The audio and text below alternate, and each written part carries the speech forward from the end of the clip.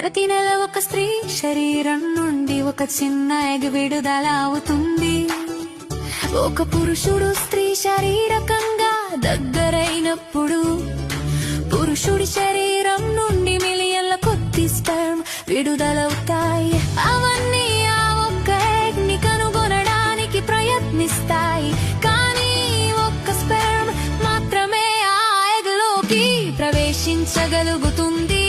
ఆ స్పెర్మ్ లోపలికి ప్రవేశించిన వెంటనే మరే ఇతర స్పెర్మ్ లోపలికి రాకుండా ఉండేందుకు ఎగ్ వెంటనే తన చుట్టూ తానే మూసుకుపోతుంది.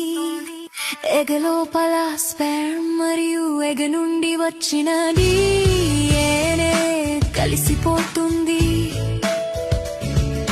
సరిగ్గా క్షణంలోనే ఫెర్టిలైజేషన్ జరుగుతుంది. ఇది శిశువు యొక్క ప్రారంభం. అప్పుడు ఫెర్టిలైజ్ ఎగ్ గర్భాశయం వైపుకు ఫెలోపియన్ ట్యూబ్ గుండా ప్రయాణించడం ప్రారంభిస్తుంది. కొన్ని రోజుల తర్వాత ఎగ్ చిన్న కణాల సమూహంగా మారుతుంది. దాన్ని బ్లాస్టోకిస్ట్ అంటారు.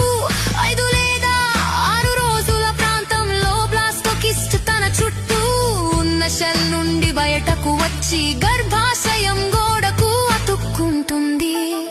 దీనిని ఇంప్లాంటేషన్ అంటారు.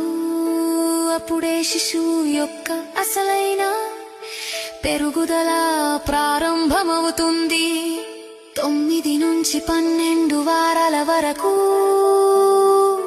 దానికి గుండె, మెదడు, వెన్నెముక, చేతులు, కాళ్ళు స్పష్టంగా ఏర్పడతాయి. లోపలి అవయవాలు పనిచేయడం మొదలు పెడతాయి. చివరికి దాదాపు 40 వారాలకు ఆ జీవం పూర్తిగా ఎదిగి పుట్టడానికి సిద్ధమవుతుంది. ఇలా ఒక జీవం ఒక శిశువు రూపం దాల్చుతుంది.